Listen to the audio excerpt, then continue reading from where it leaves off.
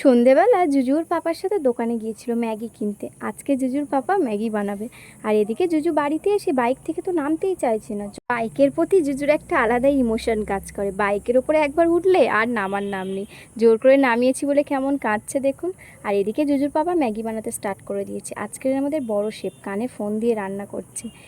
আর আমি আজকে ওনার জন্য হেল্পিং হ্যান্ডের কাজ করছি। আমাকে এখানে পেঁয়াজ কাটার দায়িত্ব দেওয়া হয়েছে আর ম্যাগি মশলার প্যাকেটগুলোকে কাটার দায়িত্ব দেওয়া হয়েছে। আমি এখানে সেই কাজগুলোই মন দিয়ে করছিলাম। জুজুর পাপা কিন্তু মাঝে মধ্যেই রান্নাঘরে এসে আমাদের জন্য কিছু না কিছু রান্না করে থাকে, যেমন চাউমিন, ম্যাগি, এগুলো মাঝে মধ্যেই আমাদেরকে রান্না করে খাওয়ায়।